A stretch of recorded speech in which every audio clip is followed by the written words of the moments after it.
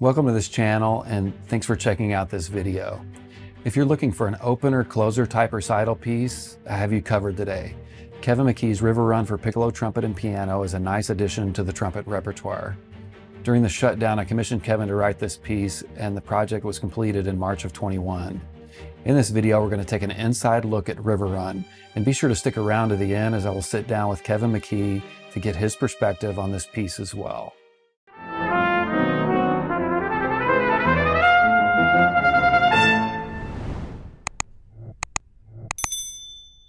Over the years, I've been drawn to Kevin's music as I find it to be very fun and accessible, and an audience favorite as well.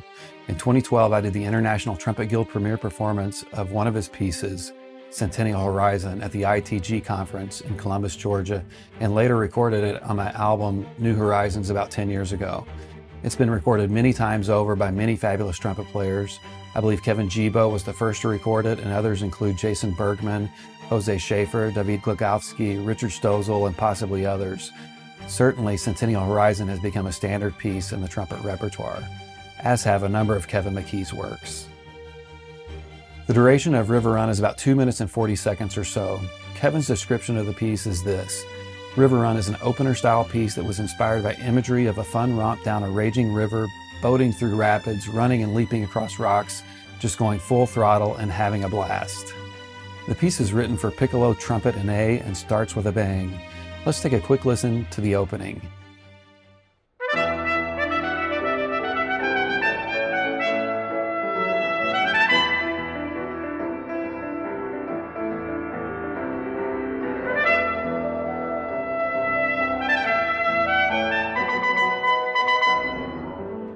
In the first theme, I'll call this the fun romp down the river theme. You can sort of imagine the adventure.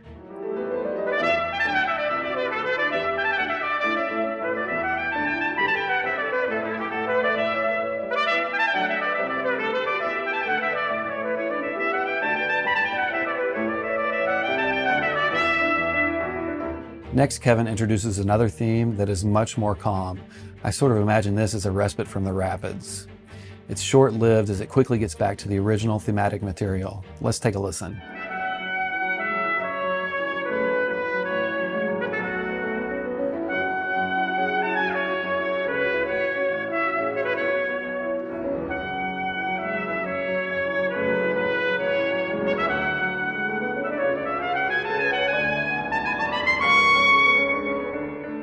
From there, the piece sort of develops more before making its way back to the recap. A couple of performance notes. Kevin includes a couple of high Gs toward the end, but don't let that scare you away. He gives options that sound equally as good. Let's take a listen to the ending.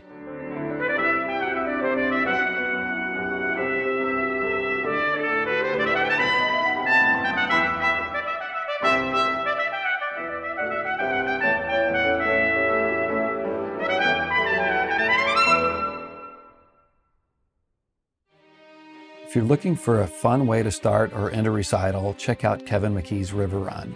I'll leave a link in the description below if you're interested in learning more, or if you're interested in purchasing the piece for only $15. Also, at the end of the video, check out a couple of other videos that involve Kevin's music. Now let's sit down with Kevin to get some quick thoughts from the composer's perspective. And as always, thanks for tuning in.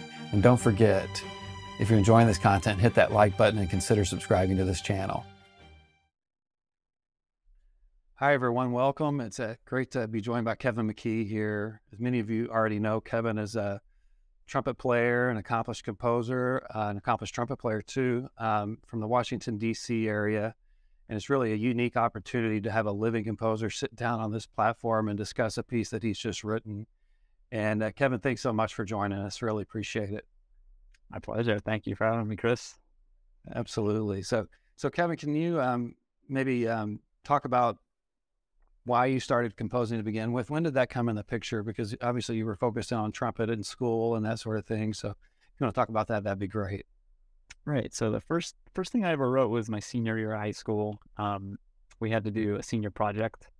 And so I chose to try to write a piece for band. Where I'm from is a really small town in Northern California. So there wasn't any composition teachers or anything. It was just something I was curious to try and did it. So we had to like do a project, write about it, give a speech.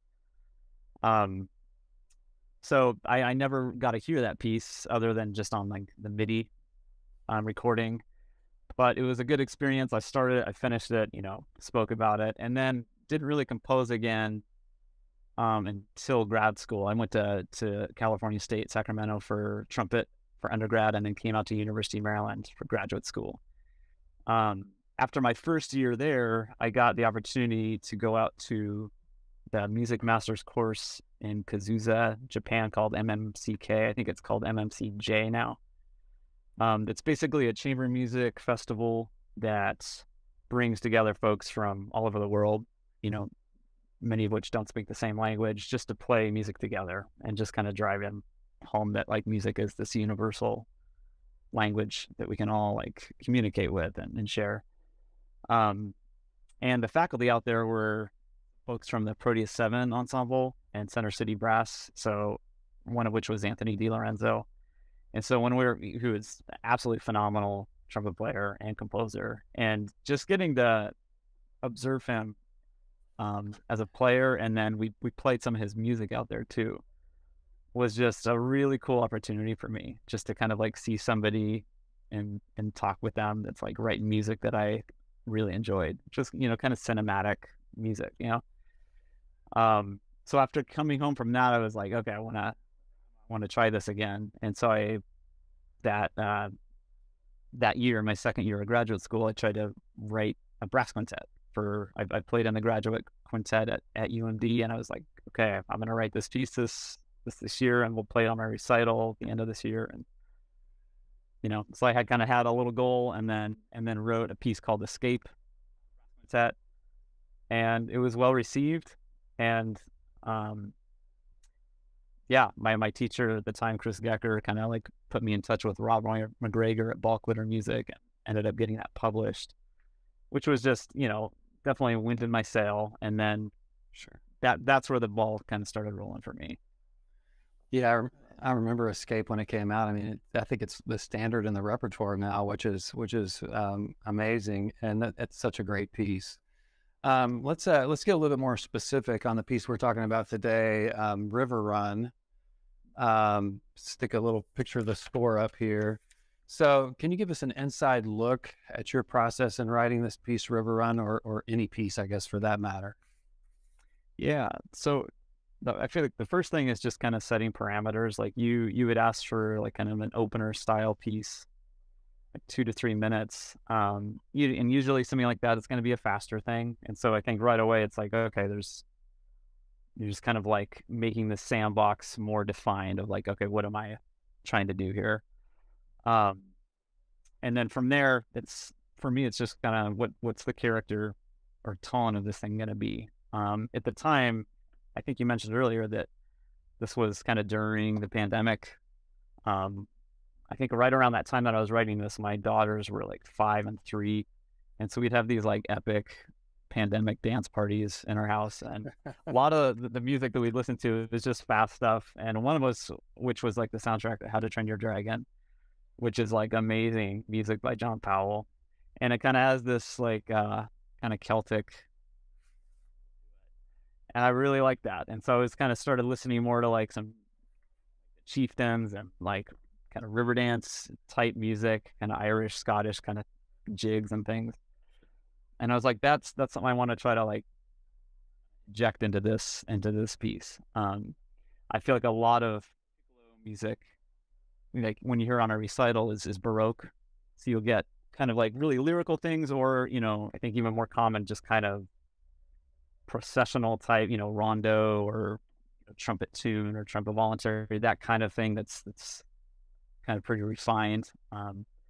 And so I thought it'd be fun. I don't know a lot of like piccolo music that's kind of like a little more flowy.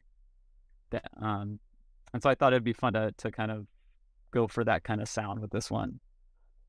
But I'll generally, after I've kind of like established that, I'll just try to come up with like a little glossary of melodic or rhythmic material, some main themes or motifs or something that I can then kind of mine throughout the rest of the piece. what was kind of interesting with this one, like the piccolo trumpet, it's deceiving. Like that, the piccolo trumpet range I found to be kind of limiting. Like I feel like that instrument does not have like a huge range. Like most of it, I would say you want within like an octave and a half. And then you had requested a couple high Gs in there. So I was kind of mostly thinking like low G up to like D in the staff for most of it, and then kind of like maybe some E F Gs sparingly. Yeah.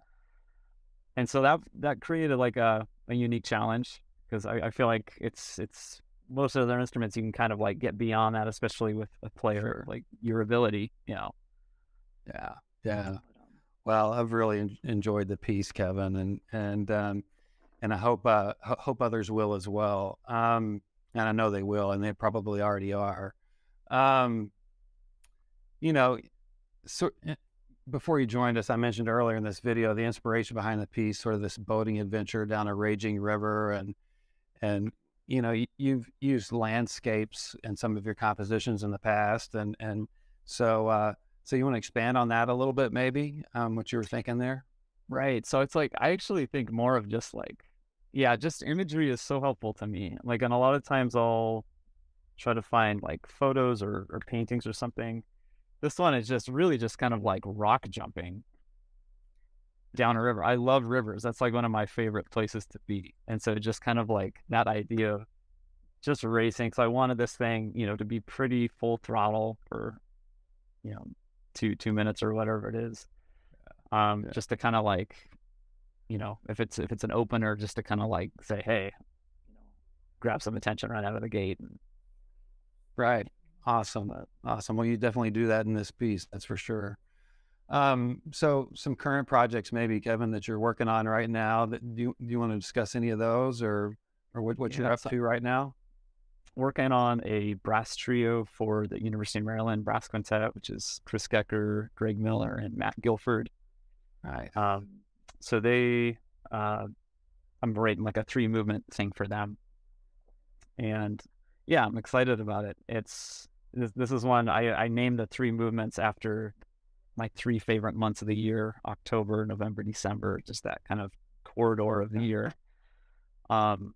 And there's one that I'm using artwork. So each month I picked like a piece of art to kind of focus the tone of that movement. So like the first one is like Sleepy Hollow, kind of the pursuit of Ichabod Crane by the Headless Horseman. So it's kind of just a little mini movement about that. So yeah, I'm super excited about that piece. So just trying to wrap that one up. Yeah, some good players that are they're gonna do this for you too, which is always fun, isn't it? Yeah. That's awesome. So I'm gonna stick up here on your website, going back to Riverrun. Only $15 on your website there, and for anybody that's interested in your music, what's a great way to reach out to you? Is it through your website, or how do you want to put your contact information out there, Kevin? Yeah, website's great. There's like a contact me portion right there, and it comes right to my email. So just, yeah, right on through the website is great. Fantastic. Well, really enjoyed your music over the years. Congrats on all your success. It's I've played a fair number of your works, and they're always crowd favorites. And stick something like that on the program, and you're going to get some fantastic feedback and just fun to listen to. And so thanks, Kevin, for your contribution in all your compositions, and look forward to future things that are coming out. I like this trio that you'd mentioned and others as well. So thanks again, Kevin, for joining us, and this is a real treat. Awesome. Thank you so much, Chris. Appreciate it.